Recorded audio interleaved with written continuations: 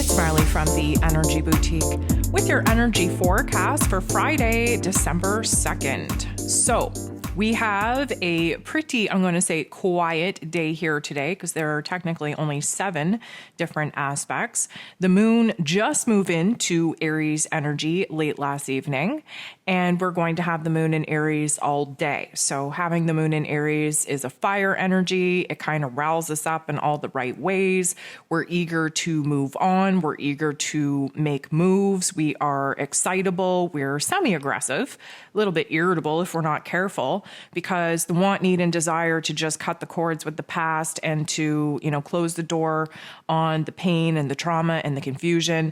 It's just so freaking overwhelming. We just want to look forward instead of constantly being dragged back. So with 7 different aspects and all 7 of them involving the moon, we're going to be in for a pretty emotional day. It is the last day that Neptune will be retrograde as it sets to go direct here midday on Saturday, the 3rd. And we are definitely tapping into the new energy, to the new vibes of December. Again, if you haven't listened to December's energy forecast, you should probably do that. If you haven't downloaded your zodiac forecast for December yet, you should probably do that and just kind of understand the stage that December is setting for us and the roles that we all have to play in this very important chapter. So the moon is going to semi-square Uranus, which does not feel so good. Here's the thing. Uranus energy is constantly pushing us to make a change, constantly pushing us to see where it is that we can do things differently, the past, the directions, the opportunities that we have to move forward. The reason why this doesn't feel so good is because Uranian energy is currently retrograde in Taurus energy, making us a little bit overly attached, fixated, too intertwined with some of the things that, technically speaking, the moon in Aries wants us to move on from. This is very much looking at our physical realm, our attachments to people, places, ideas, possessions, titles even. And the moon in Aries is just so eager to kind of cut the cord with the past and move on that we aren't really sitting well. There's this fire energy from Aries. There's this earth energy that kind of slows the roll a little bit from Taurus. We have this spontaneous want, need, and desire to shift with this Uranian energy. And of course, the Aries energy is all down for that. However, we don't have many moves to make right now. It is almost like an internal realm moving on that we need to do first and foremost. And the moon is going to go ahead shortly after and semi-square Saturn, the Lord of Karma, who is in Aquarius energy. So this semi-square, again, is a little bit of a tension point, little bit of a conflict. We are trying to hop ourselves up, really kind of prepared to move ourselves forward. And then, the fire energy just wants to take action now, deal with the consequences later. Saturn is not about that at all. He pumps the brakes. He holds us back. He wants us to make sure that the steps that we're taking, the moves that we're making, are the right ones. We are technically in a building stage here with Saturn. We want to build the bridge to get us away from where it is that we're at and closer to where it is that we desire to be. Boundaries are a thing, and those boundaries are being illuminated right now on where it is that we can't go too far too fast. And that can be frustrating. That can be irritating to our emotional inner realm selves because, of course, we just want to tap into this boldness, this bravery, this courage that we are currently sitting in. We just want to make the moves. We just want to make the change. We just want to move forward. And Saturn is like, hold up. Nope, we're not going too far, too fast. You can contemplate the step that you're going to make. You can think of all the consequences, all the things that could go wrong. And then when you have sorted all that out, you can put it on the list of things to do, but you're not doing anything right now. So the moon goes ahead, makes a positive interaction with Mars. Now, Mars rules over Aries energy, so this is always a little bit of an intense energy when we encounter the ruler of the energy that the moon is currently sitting in.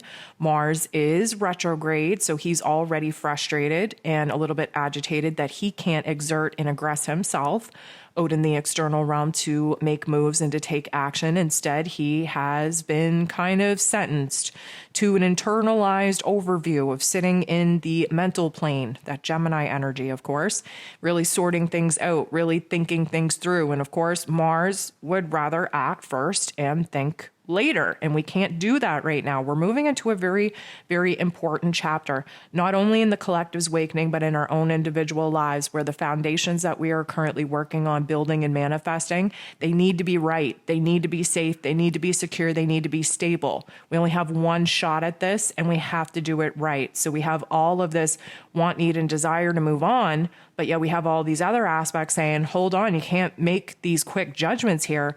We have to really think and strategize on how we're going to do this correctly. So the moon bumps into Pluto, the great transformer himself. This is going to boss us up, give us a little bit more control over our emotions, over our urge, if you will, to, really make a lot of changes, a lot of transformations, a lot of big, bold moves right now. This is almost like us recognizing that there is more power in reserving our energy until the time is right, that's going to be more productive and successful for us than to just jump into something willy-nilly and hope for the best. And so this is like a real good level of wisdom, of knowledge, of power that we're having, control in our emotions that we're having.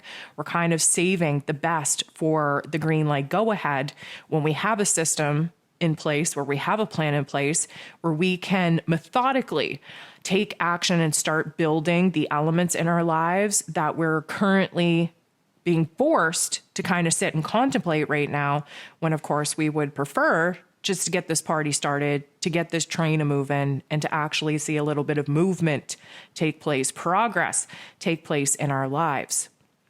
So this is going to be a good vibe because the moon in Aries energy is going to trine the sun in Sag energy. So this is some fire on fire action. Of course, the sun shines a bright light on what it is that we want to move forward to pursue. The moon, although typically speaking, would like to illuminate what it is that we're leaving behind and the attachments that we have and have to break off before we can move forward. The moon in Aries is not looking back. We don't want to look back at all. We want to initiate. We want to begin. We want to take hold, to take charge, to take control. We want to tap into this fire energy. We want to make something of this. And the impatience, the restlessness that's coming up for us may be the, I'm going to say, boiling point that is going to put us over the edge. Now, this is a harmonious aspect, so I'm hoping that we can tap into enthusiasm and optimism and motivation and inspiration instead of those not so nice thoughts and feelings that have us kind of frustrated that we're not able to make the kinds of moves that we want to make. The moon in Aries comes up to, bumps into, sits next to Chiron, the wounded healer. And this is definitely going to have us focus on what still needs some attention, what needs some healing, what is unresolved, especially in our emotional planes. If we're not able to move forward, if we're not able to take action, if we're not able to see any kind of progress or productivity out of this fire energy, then we will move inward and really examine our inner realms. And this is going to be a great time to kind of explore our feelings about some of the unresolved issues, some of the things that we're still struggling with, because this Aries energy has this warrior spirit where we're able to kind of compartmentalize things, cut things off, resolve things very quick, take action on them, move through these emotions very quickly so that we can seek some stability, some security, some healing before we get to actually take action and move on.